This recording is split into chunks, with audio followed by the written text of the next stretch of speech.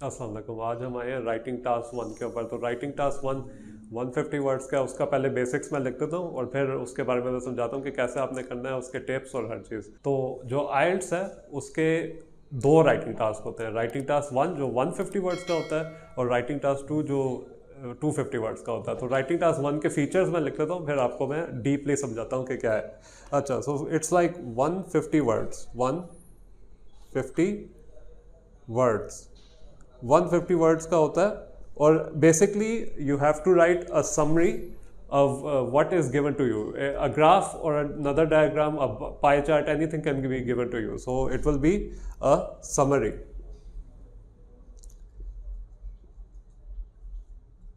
So it will be a summary, and what will be given to you will be a graph or a diagram. I'll write diagram because it's the typical what will be given. Diagram. So this is the main feature of the writing IELTS examination 1. So now let's go into it deeply. Let me just erase this and then we will go into it deeply.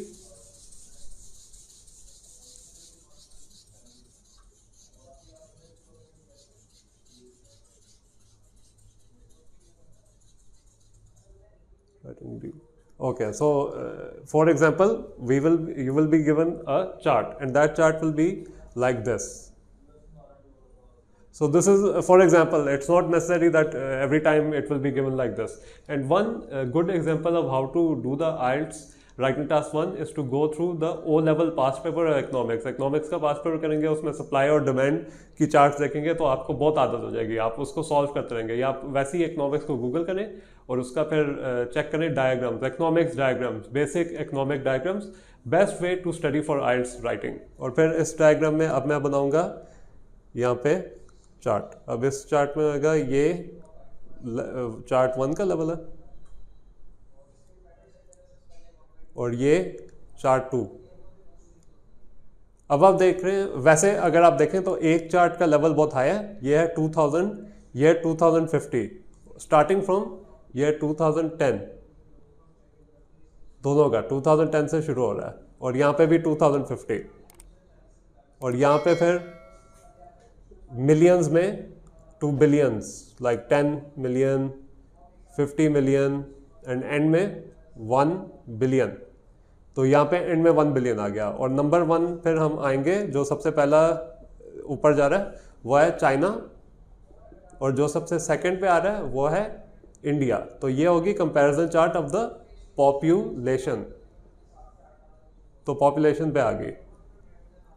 तो आपने अब ये chart आपको दिया जाएगा exam में। ये मैं एक पास्ट पेपर से लेके आ रहा हूँ, ये रीसेंट पास्ट पेपर था फॉर राइटिंग टास्क 1। तो इसमें क्या होगा कि आपने सबसे पहले आइडेंटिफाई करना है, वो आपको कहेंगे समराइज करें और फर्क बताएं। अब आपको नजर आ रहा है कि इस टाइम पीरियड पे एग्जाम्पल के लिए कर लेते हैं। पहला तो आपको नजर आएगा कि since 2010 both were going equally, तो आप लिखेंगे बोथ वर गोइंग, स्टार्ट में आप ये समरी लिखेंगे इक्वली, और फिर आप उसको डिस्क्राइब करेंगे how it was going to equal. 150 words बहुत कम है, बिल्कुल कम है, it's like introduction to an essay, बिल्कुल इंट्रोडक्शन जितना है। तो इक्वली आप कहेंगे कि दोनों जा रहे हैं, और फिर आप देखेंगे कि इनका कितना रुख पे है। तो यहाँ पे वैसे फॉर एग्जांपल मैंने यहाँ एंड में 1 बिलियन दिया जब ये ऊपर जाता है और 1 बिलियन रीच करता है, बट आप कह सकते हैं कि टिल 70 मिलियन देवर इक्वल। मतलब कि मैं एग्जैक्ट फिगर उस तरह नहीं बता रहा लाइक फ्रॉम अ बुक और समथिंग, बस मैं फॉर एग्जांपल वाइज दे रहा हूँ कि 70 मिलियन तक दे वर इक्वल। तो आप लिखेंगे for example I start with this chart. This chart says that the population was equal from 2010 till 2000, इसको कर लेते हैं 2020। तो पॉपुलेशन 2020 तक सेम थी, और नीचे पॉपुलेशन दी हुई है, सारे फिगर्स आपने नोट करने। इकोनॉमिक स्टूडेंट्स के लिए बहुत आसान होगा, ज़्यादा आसान होगा। सो इसलिए जो ज़्यादा सोशल साइंस पढ़ते हैं, they when they face writing task 1 it's easier for them because they know O level A level में ये चार्ट्स आते हैं। और मल्टीपल चॉइस क्वेश्चन का भी, मतलब मल्टीपल चॉइस क्वेश्चन आपको मिलेंगे नहीं, बट आपने उनको एक्सटेंड करके लिखना है। और फिर आप लिखेंगे 70 मिलियन तक 2020 तक इक्वल जा रहे थे, 2020 तक। अब आता है फ़र्क पे। अब फ़र्क पे आपने बहुत कॉन्सेंट्रेट करना है कि यहाँ पे अब हम कर लेंगे कि यहाँ पे 80 बिलियन तक, या 80 मिलियन सॉरी 80 मिलियन तक 2020 में किसकी पॉपुलेशन, ये इंडिया की पॉपुलेशन है, इंडिया की पॉपुलेशन यहाँ तक राइज हुआ है। और यहाँ पे 2050 तक 1 बिलियन चाइना की पॉपुलेशन राइज होगी। So after 2020 there was a surge. अब इसमें आपने डिफरेंट वर्ड्स यूज करने हैं। आपने जब लैंग्वेजेस आप करते हैं तो आपने राइज लिख सकते हैं, सर्ज लिख सकते हैं। So there was a rise, there was a surge, there was an increase. तो ये डिफरेंट आप वर्ड्स यूज कर सकते हैं। तो आपकी जो थीसोरस है ना वो बहुत इंपॉर्टेंट है कि आप क्या लिखेंगे। तो ये 3 वर्ड्स आप यूज करेंगे, राइज, सर्ज, इंक्रीज। ये 3 वर्ड्स आप यूज करेंगे इन द मिडल बताने के लिए कि इतना ज़्यादा बढ़ रहा है, इतना ये इंक्रीज हो रहा है, ऐसा हो रहा है। अच्छा, फिर उससे पहले आप क्या करेंगे, आप उससे पहले लिखेंगे इन लाइन्स को। आप देखें ना इन लाइन्स को, ये हैं stagnant. So they are equal stagnant. So ये स्टैग्नेंट वाइज जा रहे हैं, they're just going as there it. तो फिर आपने 2 वर्ड्स निकालनी, इक्वल, स्टैग्नेंट। तो ये 2 वर्ड्स, मतलब कि आपको टोटल 2 to 3 वर्ड्स यूज करने चाहिए एक ही ऐसे में। आपको ये याद रखना चाहिए 150 वर्ड्स है, बट आपकी वोकैबुलरी देखी जाएगी, ग्रामेटिकल यूज देखी जाएगी, वोकैबुलरी देखी जाएगी। और फिर उसके बाद आपने कर लिया कि आपने एंड में लिखना है कि चाइना बीट इंडिया। तो ये आपने जरूर कंपैरिजन में लिखना है कि China number 1 beat India in the population, in the population 2050 तक। तो विल, अच्छा अब आप इसमें क्या लिखना है कि डिड नॉट बीट। अब आप क्या लिखेंगे, इस चार्ट के मुताबिक आप ना विल लिखेंगे ना कुड, आप लिखेंगे वुड। आप वुड यूज करेंगे, दैट हो सकता है, हो सकता है, बहुत पॉसिबल है फ्यूचर में। तो would will be your main tense. Main आपका जो टेंस होगा वो वुड होगा। इस पे आप कॉन्सेंट्रेट करना कि वुड आपने लिखना है। विल लिखेंगे तो कंफर्म हो जाएगा, ये कंफर्म बात नहीं है, ये बस प्रोजेक्शंस है। और अगर कुड लिखेंगे तो ये हो सकता है, हो सकता था। Could is the past tense. तो आपने ये याद रखना है कि वुड जो है आपका सही टेंस में आता है। तो ये आपका राइटिंग टास्क 1 का एक एग्जाम्पल हो गया। अब हमको राइटिंग टास्क 1 का एक और एग्जाम्पल भी देते हैं। अब उसमें क्या होगा, जैसे इसमें तो 1 डायग्राम दी हुई थी, तो कभी कभी होता है 2 डायग्राम्स दी होंगी और उन 2 डायग्राम्स का आपने करना होता है कंपैरिजन। तो 2 डायग्राम्स का आपने ये याद रखना है। मैं पहले ड्रॉ कर लूँ फिर मैं आपको दिखाता हूँ।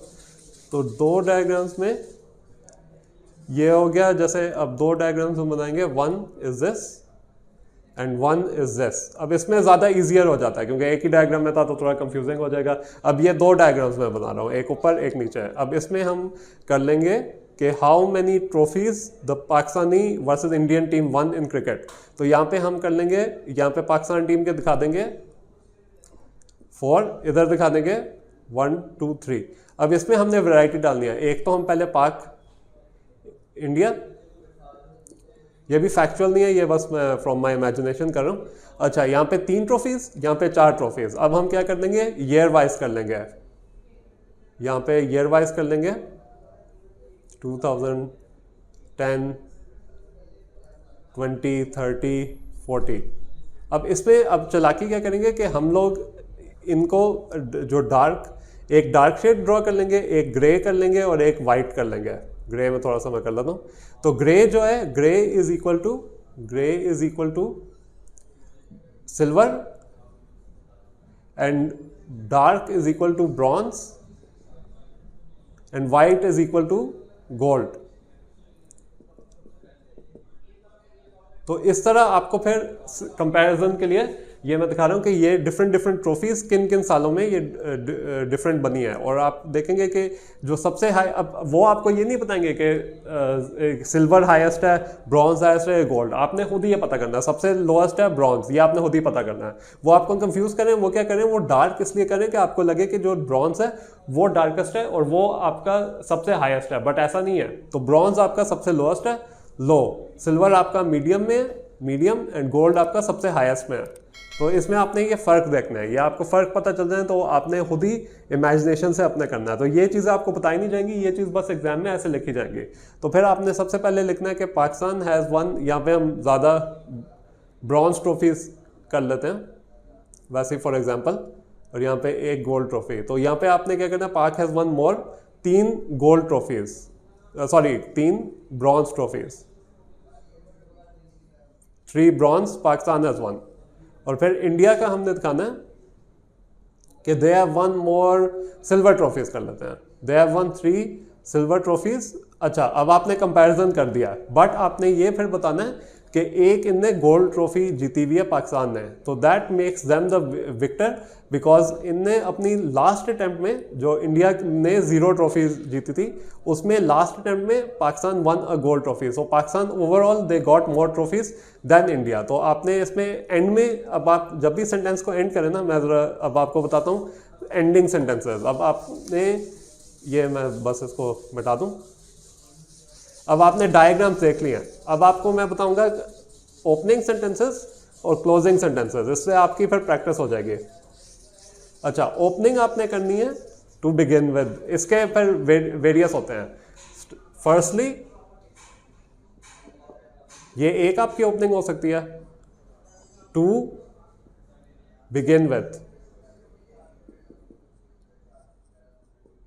ये आपकी दूसरी ओपनिंग हो सकती है, इनिशियली ये आपकी थर्ड ओपनिंग हो सकती है। तो मैंने आपको 3 ओपनिंग्स बताते हैं, they all mean the same thing, they have the same meaning, बस ये है कि वैरायटी हो जाएगी। फर्स्टली आप यूज कर सकते हैं टू बिगिन विद, इनिशियली। आप ये भी कर सकते हैं फर्स्टली पहला पैराग्राफ में यूज कर लें, या ऐसा करें, एक और भी तरीका है, 4 पैराग्राफ कर लेते हैं, पहले पैराग्राफ में ये तीनों ना यूज करें, बस बिगिन करें कि this is what happened, this is what happened according to the graph, और फिर आप ये लिखें कि फिर आप सेकंड पैराग्राफ शुरू करें फर्स्टली, सेकंड पैराग्राफ आप फर्स्टली से शुरू करें क्योंकि आप अपना पहला पॉइंट बता रहे होंगे। अब मैं आपको बताता हूँ कि सेकंड वाले पैराग्राफ में आपने कैसे लिखना, तो फिर आपको ओपनिंग्स का आइडिया आ जाएगा। ये ओपनिंग्स बहुत जरूरी है, ये एग्जामिनर देखते हैं, ये ओ लेवल ए लेवल में भी देखते हैं और इसमें भी देखते हैं, CI वाले यही देखते हैं। अच्छा, थर्ड पैराग्राफ आपने शुरू करनी है सेकेंडली फॉर विथ, ये आपकी होगी 2, तो सेकेंडली फॉर विथ एडिशनली, तो ये आपका हो गए सेकेंड पैराग्राफ के ओपनिंग्स। अच्छा, अब आपका सबसे इंपॉर्टेंट जो होएगा वो होएगा कंक्लूजन। कंक्लूजन आपने कैसे करनी है, तो इसमें आपने वो 3 ओपनिंग्स यूज करनी है जो एग्जामिनर देखेगा, क्योंकि एग्जामिनर को अगर आपने बताया नहीं कि ये कंक्लूड हो रहा है, वो कहेगा ये वैसे ही एडिशनल पैराग्राफ लिखा हुआ है। तो कंक्लूजन में आप देंगे इन कंक्लूजन ना देना, in conclusion finally to end with, तो ये आपके 3 क्लोजिंग पैराग्राफ्स के स्टार्ट हो गया है। In conclusion, finally, to end with, इनका जब आप देखेंगे ना, इससे आपको फिर पता चल जाएगा कि एंड कैसे करना है। तो अब इस लेसन के लिए आज हमने सीखा है 2 graphs, graph type, 1 is the single graph, the second is the double graph. तो 2 टाइप ऑफ ग्राफ ही होंगे, या तो सिंगल ग्राफ होगा या डबल ग्राफ होगा। ये हमने सीखा राइटिंग टास्क 1 में, और फिर हमने सीखा the beginning and the second third paragraph. तो बिगिनिंग में आप कर लेंगे नहीं दिस आप आए ना दें, आपने फर्स्ट पर्सन नहीं लिखना, आपने थर्ड पर्सन लिखना, दिस इज आपने शुरू किया, फिर आपने सेकंड में लिखा फर्स्टली, और फिर थर्ड में लिखा सेकंडली, ऐसे भी आप कर सकते हैं। तो ये बेसिक है, दिस इज फर्स्टली सेकंडली, और फिर एंड वाले बहुत इंपॉर्टेंट है क्योंकि आपने एग्जामिनर को बताना है कि आप कंक्लूड कर रहे हैं। तो ये होगा in conclusion, firstly, to end with, ये आपके 3 क्लोजिंग होंगे। तो ये हमने राइटिंग टास्क में आज सीखा है, the double paragraphs, the single paragraph, sorry the double diagrams, the single diagram, और द ओपनिंग, डबल मिडल मतलब कि second paragraph, third paragraph, and the concluding paragraph. तो आज हमने ये सीखा। तो आज अगर आपने हमसे रब्ता करना है तो ये नीचे दिए हुए नंबर्स में रब्ता करें, और इस लेसन के साथ मैं आपको अल्लाह हाफ़िज़ कहना चाहता हूँ।